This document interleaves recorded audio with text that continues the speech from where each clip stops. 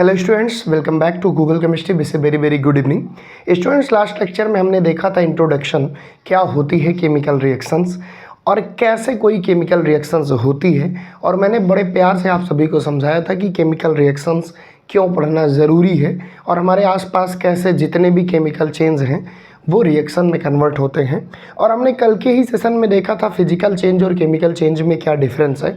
आज हम एक बड़ा प्यारा टॉपिक आपके सामने लेकर आए हैं जिसका नाम है केमिकल इक्वेशन।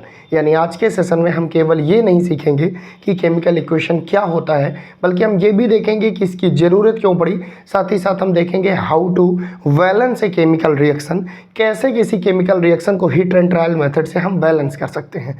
और बहुत अच्छे से सारे बच्चों को कॉपी और कलम लेकर बैठना है, क्योंकि जो भी चीज़ें बेटा मैं सिखा रहा हूँ केमिस्ट्री की, मेरे साथ साथ प्रैक्टिस करना है। लिख लिख के पढ़ाऊँगा, मेहनत करना है बेटा, क्योंकि याद रखना है अगर आज से आप डेली बाई डेली मेहनत करोगे तो अब वो दिन दूर नहीं होगा जब आपकी मार्कशीट में साइंस में 70 में 70 नंबर छपेंगे।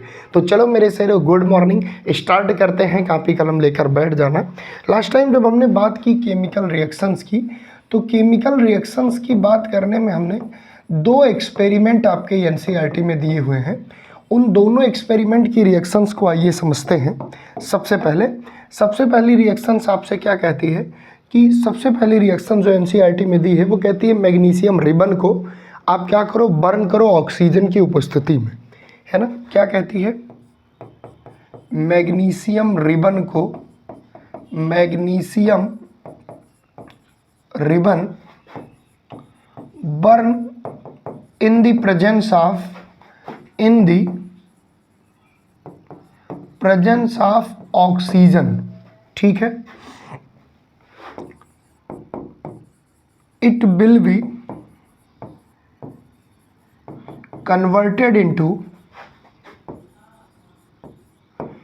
Magnesium oxide. अब ये बात थोड़ा बढ़िया से सुनना मेरी।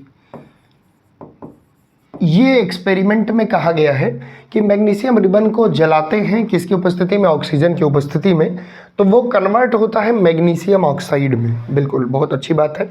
तो प्यारे बच्चों, जब भी हम मैग्नीशियम ऑक्साइड को बर्न करेंगे तो वो बहुत ज़्यादा लाइट देगा, सफ़ेद कलर की वाइट लाइट देगा, और उसके साथ साथ उसका जो मैग्नीशियम ऑक्साइड पाउडरी फॉर्म में वो ग्लास में आपको फाइंड आउट हो जाएगा। लेकिन मोरल ऑफ द स्टोरी ये है कि मैग्नीशियम रिबन के लिए हमने लिखा मैग्नीशियम, और उसके बाद क्या रहा है? Presence of O2। और प्यारे बच्चों, हमने यहाँ पे लिख दिया MgO, मैग्नीशियम ऑक्साइड। अब अभी हम नॉर्मली बैलेंस कर लेते हैं, यहाँ 2 लिख देते हैं, यहाँ 2 लिख देते हैं, बैलेंस हो गया। अब आप ध्यान से देखिए कि ये जो बोला गया उसी चीज़ को मैंने ऐसे लिख दिया। तो ये प्यारे बच्चों क्या है? ये भी एक केमिकल रिएक्शंस है। और कैसे इसको आइडेंटिफाई किया गया कि ये केमिकल रिएक्शन है? मैंने कहा ना, या तो कलर चेंज होगा, या तो टेम्परेचर चेंज होगा, या तो स्टेट चेंज होगी, या तो प्रिसिपिटेशन का फॉर्मेशन होगा, है ना। तो भैया यहाँ पे जब इसको बर्न किया गया, इसको क्या किया गया?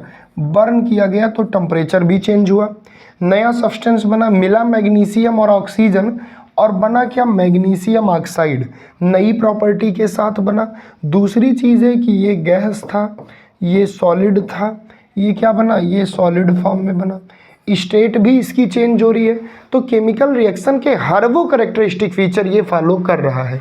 इसी तरह एक और एनसीईआरटी में एक्टिविटी है, उस रिएक्शंस को भी लिखना चाहूँगा जिससे कि आप सभी के जो कॉन्फिडेंस है वो बूस्ट हो सके। आइए उसकी भी बात करते हैं, इसको आप लिख लीजिए। देखिए उसमें क्या कहता है? उसमें कहता है कि जिंक के ग्रेन्यूल को, है ना, जिंक के ग्रेन्यूल को H2SO4 के सल्फ्यूरिक एसिड के सॉल्यूशन में डाले रहते हैं। तो भैया जनरली होता क्या है? जो जिंक है प्यारे बच्चों, ये हाइड्रोजन को डिस्प्लेस करके और ये क्या बना लेता है? आइए दिखाते हैं। जो जिंक है वो हाइड्रोजन को डिस्प्लेस करके यहाँ बना लेता है ZnSO4 प्लस H2।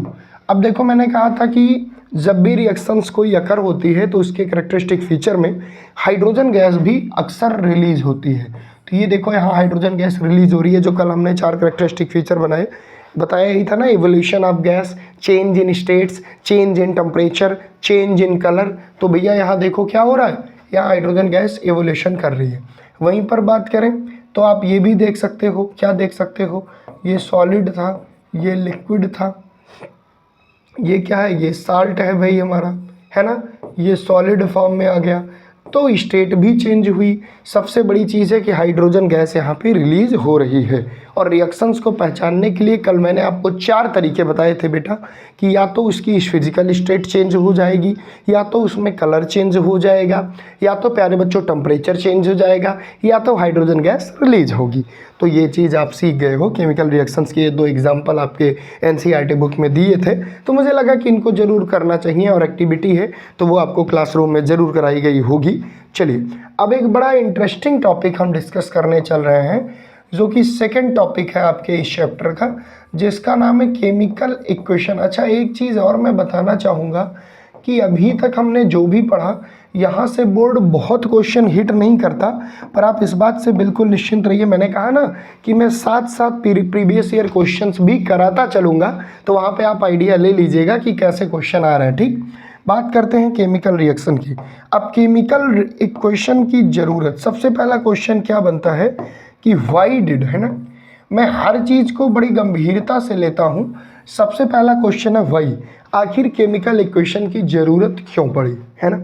देखो भैया, अगर मैं तुमसे कहूँ कि जब केमिकल इक्वेशन नहीं था या बिना केमिकल इक्वेशन के कोई चीज़ लिखनी हो केमिस्ट्री में, तो हम ऐसे लिखते हैं, जैसे अभी हमने पिछला लिखा, क्या लिखा कि व्हेन मैग्नीशियम रिबन, हम ऐसे लिखते थे, पूरी कहानी लिखते थे, when magnesium ribbon is burn in oxygen या एयर देन इट, पूरी कहानी लिख रहा हूँ, देखो, इट विल बी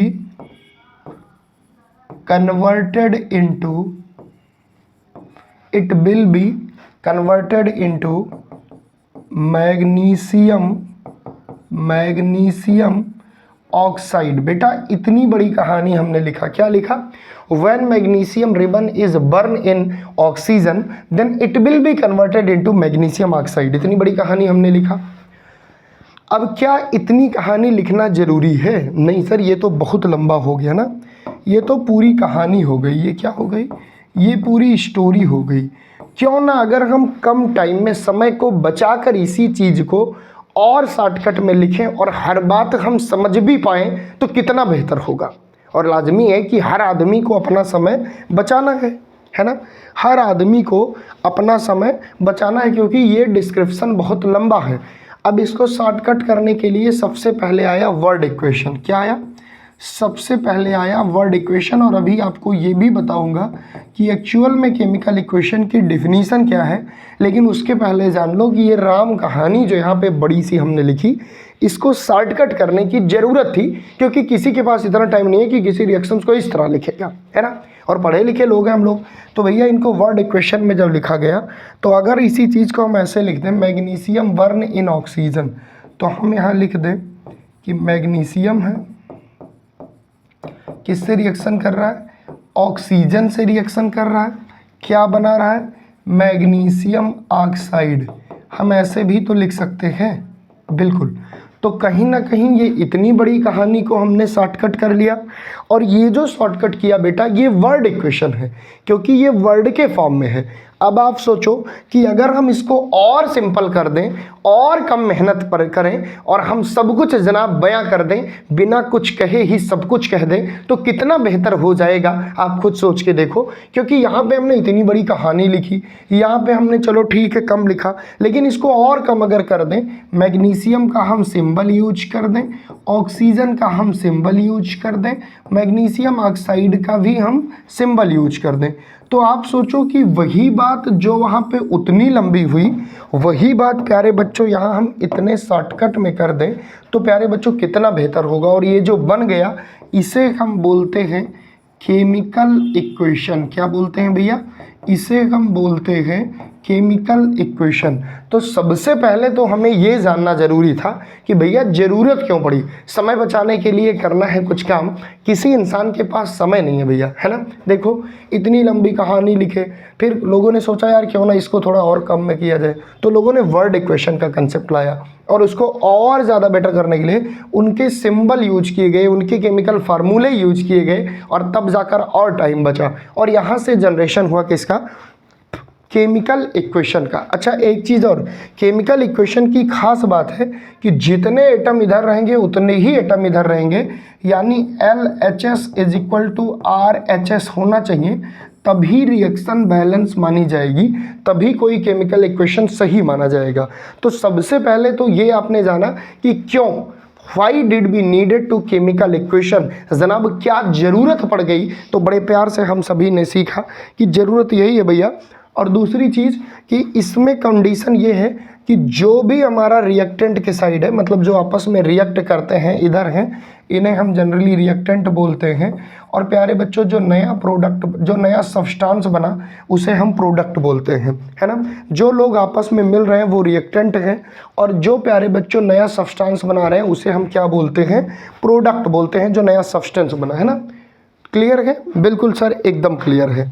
अब बात आती है कि सर एक्चुअल में सब कुछ समझ गए, हम ये भी समझ गए कि इतनी लंबी कहानी थी, उसको शॉर्टकट किया, पर एक्चुअल डिफिनीशन क्या है केमिकल इक्वेशन की। तो आइए बेटा ले चलता हूँ एक्चुअल डिफिनीशन पे। यहाँ पे फिर से हेडिंग में लगाऊंगा क्या, केमिकल इक्वेशन। अभी आपको ये तो बिल्कुल क्लियर हो गया कि भैया ज़रूरत क्यों पड़ी, है ना। चलिए अब देखते हैं क्या होता है केमिकल इक्वेशन। देखो सिंबॉलिक रिप्रेजेंटेशन है ना, symbolic representation, symbolic representation of chemical reaction. किसी भी केमिकल रिएक्शन का symbolic representation in form of formula,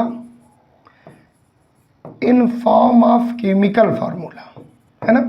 Symbolic representation of chemical reaction in form of formula is called chemical equation। देखो ये एकदम सटीक बात मैं लिखा रहा हूँ, पता नहीं क्यों बेटा मुझे कहानी नहीं पसंद है, क्योंकि आजकल बोर्ड एग्जाम में जब कॉपियाँ चेक होती हैं, हम लोग भी इवन करते हैं, तो वहाँ कहानी नहीं दी हुई है ना। तो सिंबलिक रिप्रेजेंटेशन किसी भी केमिकल रिएक्शंस का जो फार्मूले के टर्म्स में हो, एटम्स के टर्म्स में हो, मॉलिक्यूल्स के टर्म्स में हो, उसे हम क्या बोलते हैं, जिगर के टुकड़ों, उसे हम बोलते हैं केमिकल इक्वेशन। ठीक है। अब एक बड़ा बढ़िया प्रश्न बनता है और लाजमी है जानना, balancing of the chemical equation क्या है भैया, balancing of the chemical equation. और यहाँ पे भी एक छोटा क्वेश्चन आपके मन में आएगा, भाई आप छोटे बच्चे हो ना, आपके दिमाग में ये भी आता है कि क्यों ज़रूरत पड़ी बैलेंसिंग की। भाई मैं तो बार बार टेक्निकली सोचता हूँ कि हाई स्कूल के बच्चे हो, भाई ये भी जानना ज़रूरी है कि आखिर क्यों किसी चीज़ की ज़रूरत पड़ी। तो सबसे पहला प्रश्न मेरा है कि वाई, बिना वाई के मैं पता नहीं क्यों कुछ करता ही नहीं हूँ। आपकी भी ऐसी आदत होनी चाहिए, ठीक है भाई। तो आइए देखते हैं कि क्यों ज़रूरत पड़ी। एक्चुअली में बेटा एक साइंटिस्ट थे जिन्होंने एक लॉ दिया जिसका नाम था law of conservation of mass. पूरी बात सुनना, law of conservation of mass. और भैया law of conservation of mass जिन्होंने दिया वो महज एक साइंटिस्ट नहीं थे, बल्कि वो पूरे केमिस्ट्री के फादर भी हैं। उन्हें हम कहते हैं फादर ऑफ केमिस्ट्री। अभी बताऊंगा कि क्यों ज़रूरी है, थोड़ा थोड़ा पढ़िए।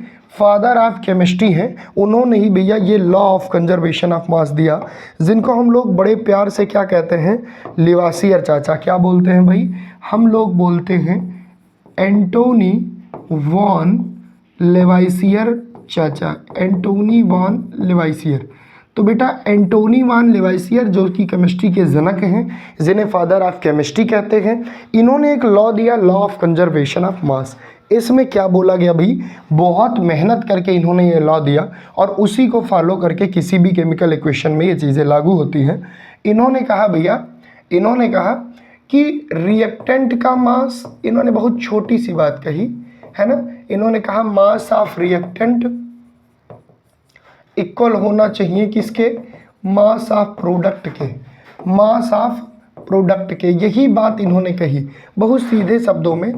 LHS is equal to RHS, arrow के इस पार और उस पार भैया दोनों में क्या होना चाहिए, मास कांस्टेंट होना चाहिए। क्यों, क्योंकि बेटा मास can not be created and not be destroyed. जो मास होता है वो ना तो बनाया जा सकता है ना ही डिस्ट्रॉय किया जा सकता है। एक बात और बता दूं इनकी कि मास कांट बी, है ना, mass can't be made and can't destroyed, है ना। यानी कि मास ना तो बनाया जा सकता है ना तो नष्ट किया जा सकता है, बस ये केमिकल रिएक्शंस में रीअरेंज होता रहता है, एटम के माध्यम से रीडिस्ट्रीब्यूट होता रहता है। तो किसी भी केमिकल इक्वेशंस के लिए आपके एंटोनी वान लेवासियर जी ने law of conservation of mass का नियम दिया, उसके अकॉर्डिंग जितना इधर रिएक्टेंट का मास होगा उतना ही उधर प्रोडक्ट का मास होगा एरो के उस पार। अब बात आती है कि सर अच्छा, तो यही रीज़न था कि मास अगर दोनों तरफ इक्वल करना है तो एटम और मॉलिक्यूल, है ना, तो एटम भी आपको क्या करना पड़ेगा, LHS और RHS बराबर करना होगा। यही वजह है कि हमको ज़रूरत पड़ी बैलेंसिंग की, वरना किसको सर दर्द लेना था कि इक्वेशन बैलेंस कर दो। ठीक है सर, हम ये भी समझ गए। ठीक है, अब हम समझते हैं कैसे हम बैलेंस करेंगे, है ना। How to balance chemical equation, how to balance chemical equation. अब हम जानेंगे कि कैसे किसी केमिकल इक्वेशन को हम बैलेंस करेंगे। तो चलिए भैया ये भी सीख लेते हैं, है ना, इसको भी सीख लेते हैं कि हम कैसे बैलेंस करेंगे।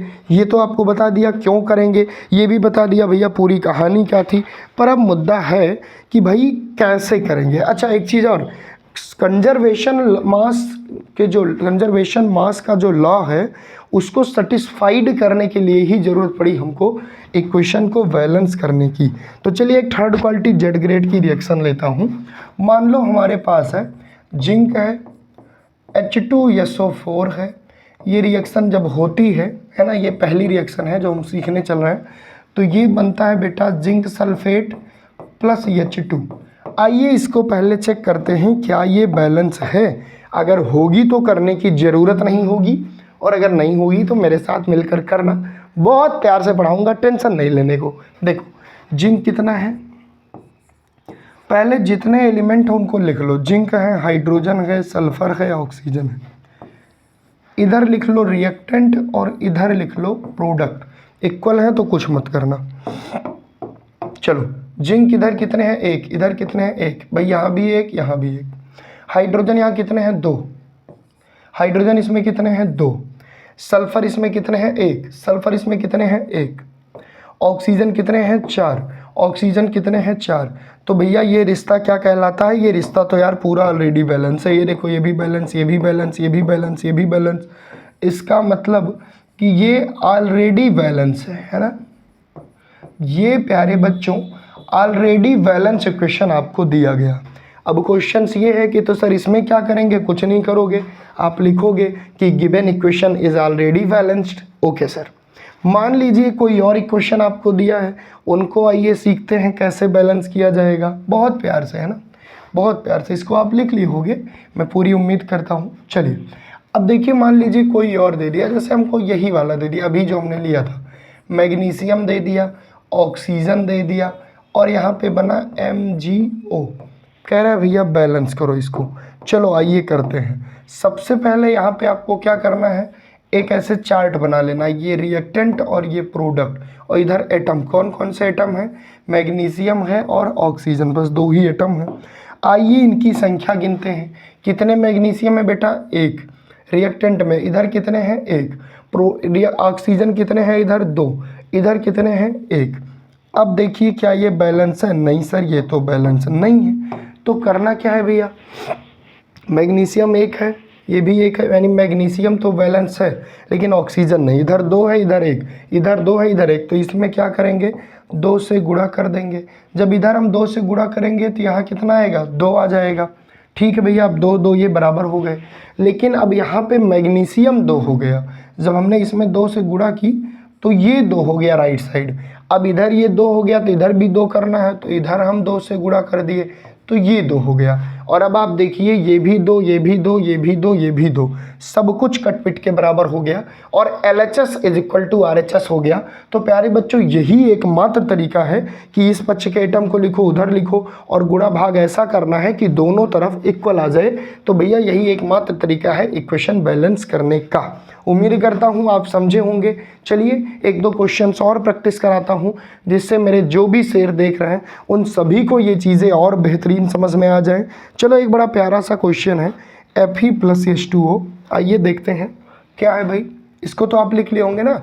एक बड़ा प्यारा क्वेश्चन है, Fe+H2O gives out Fe3O4 plus Fe3O4 plus H2। बहुत प्यारा है, मेरे साथ सीखिए मेरे हर एक नौजवान साथी। देखो भाई, एटम पहले हम इधर लिख लेते हैं। इधर एटम क्या है, आयरन है, कुछ ज़्यादा ऊपर है ना, थोड़ा नीचे कर देना, तुम लोग कंफ्यूज हो जाते हो।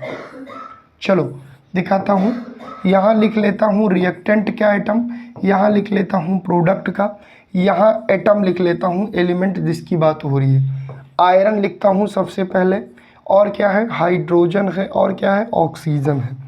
अब गिनती तो तुम सभी को आती होगी, हाँ सर।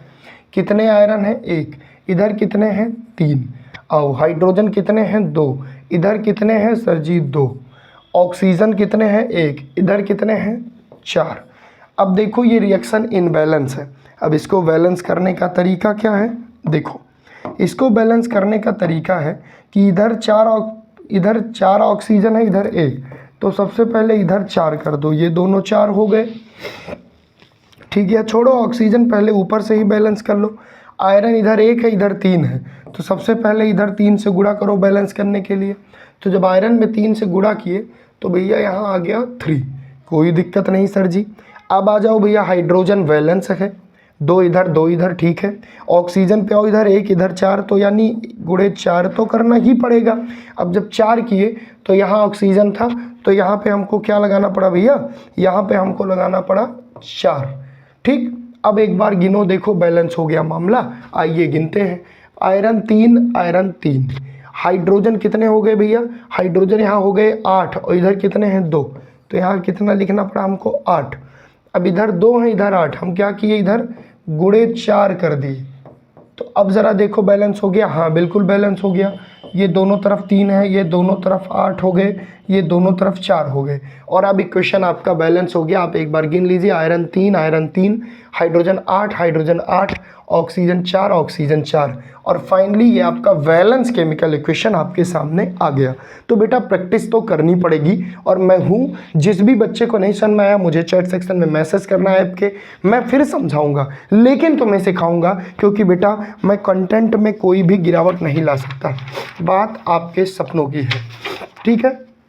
चलिए एक और बड़ा प्यारा सा इक्वेशन लिखते हैं, ठीक है। ये समझ गए, 2-3 बार देखोगे समझ जाओगे। एक और इक्वेशन है, बड़ा प्यारा है, कह रहे हैं भाई CH4 है, और इसकी रिएक्शन Cl2 से कराते हैं, और प्रोडक्ट बन रहा है CCl4 प्लस क्या बन रहा है भाई, प्लस HCl। देखो सबसे पहले वही तरीका, पहले एटम लिख लो, कार्बन है, हाइड्रोजन है, क्लोरीन है, 3 ही एटम है ही। इधर लिख लो रिएक्टेंट, इधर लिख लो प्रोडक्ट, ठीक है। अब आओ गिनते हैं, देखो कितने कार्बन 1, इधर कितने 1, कितने हाइड्रोजन 4, इधर कितने 1, कितने क्लोरीन 2, इधर कितने सर जी 5, ठीक है। तरीका हो देखो, कार्बन बैलेंस, हाइड्रोजन 4, इधर 1, तो एक काम करें, क्या करें सर, इधर भी 4 कर लें, आओ कर लेते हैं। तो जब इधर गुणे 4 किए, किस में, हाइड्रोजन में, तो यहाँ आ गया 4, ठीक। अब क्लोरीन का मामला बढ़ गया, क्या बढ़ गया भैया, अब क्लोरीन इधर 4 और 4 8 हो गई, जो पहले 5 थी, ठीक है सर 8 कर दिए, इधर 2 ही है। अब ऐसा क्या कर दें कि इधर भी बैलेंस हो जाए, इधर गुणे 4 कर दें, यहाँ 4 से मल्टीप्लाई कर दें, तो भैया 8 हो गया, 4 हो गया, 1 हो गया। एक बार देखिए बैलेंस है कि नहीं, 1 कार्बन, हाइड्रोजन 4, क्लोरीन 8, क्लोरीन ये देखिए 4 इधर 4 इधर 8, तो भैया ये भी आपका बैलेंस हो गया केमिकल इक्वेशन। तो क्रॉस चेक करने का भी तरीका है आपके पास, बस प्यार से सीखना है, घबराना नहीं है बेटा, क्योंकि मैं पढ़ा रहा हूँ, आप बिल्कुल निश्चिंत रहो, सिखा के ही मानूंगा। इसी तरह भैया एक और इक्वेशन कर ले, इसको आप नोट डाउन कर लीजिए वीडियो को रोक करके, ठीक है। चलिए भाई एक और इक्वेशन हम देख लेते हैं। चलो एक बड़ा प्यारा इक्वेशन है, क्या कहता है भाई, कहता है हमारे पास है CH4, हमारे पास ऑक्सीजन गैस, ठीक है। क्या बना रहे हैं भैया, ये बना रहे हैं CO2, और ये बना रहे हैं वाटर। चलो इनका भी आइए देखते हैं, सबसे पहले कार्बन है, हाइड्रोजन है, ऑक्सीजन है। इधर भैया रिएक्टेंट, इधर भैया प्रोडक्ट। देखो कार्बन कितने हैं 1, इधर कितने हैं 1, हाइड्रोजन कितने हैं 4, इधर कितने हैं 2, देखो ऑक्सीजन कितने हैं 2, इधर कितने हैं 2 और 1 3। आइए बैलेंस करते हैं। देखिए कार्बन बैलेंस है, हाइड्रोजन इधर 4 इधर 2, तो इधर गुणे 2 कर दो, तो भैया इधर गुणे 2 कर दिया तो यहाँ आ गया 2। ठीक, अब जब इधर 2 से मल्टीप्लाई कर दिया तो 2 ऑक्सीजन और 2 4 ऑक्सीजन ये हो गए, और इधर कितने हैं 2 ही ऑक्सीजन हैं, तो एक ही तरीका है, इधर भी 2 से मल्टीप्लाई कर दें और ये देखो आपका इक्वेशन बैलेंस हो गया। तो भैया बहुत आराम से आप कर सकते हो, जितने भी इक्वेशन है उनको प्रैक्टिस करो पहले छोटे छोटे, अभी हम लोग बड़े बड़े भी प्रैक्टिस करेंगे। चैप्टर खत्म करने के बाद हम PYQs भी करेंगे और जितने क्वेश्चंस यहाँ से बने हैं वो सब डिस्कस करेंगे। आपको घबराने की थोड़ी भी ज़रूरत नहीं है, बस जैसे पढ़ा रहा हूँ मेरे शेरों, मेरे साथ नोट्स बनाते चलो, मेरे साथ पढ़ते चलो। बहुत क्वालिटी मटेरियल आपको जा रहा है, क्योंकि कूड़ा नहीं लिखना है, क्वालिटी लिखनी है, तभी हमको नंबर मिलेंगे। उम्मीद करता हूँ समझे होंगे। आज के सेशन में हमने देखा केमिकल इक्वेशन क्या होता है, केमिकल इक्वेशंस को बैलेंस कैसे करते हैं, ज़रूरत क्यों पड़ी बैलेंस करने की, केमिकल इक्वेशन लिखने की ज़रूरत क्यों पड़ी। होपफुली चीज़ों को बहुत अच्छे से आपने एंजॉय किया होगा। थैंक यू सो मच, पढ़ते रहो।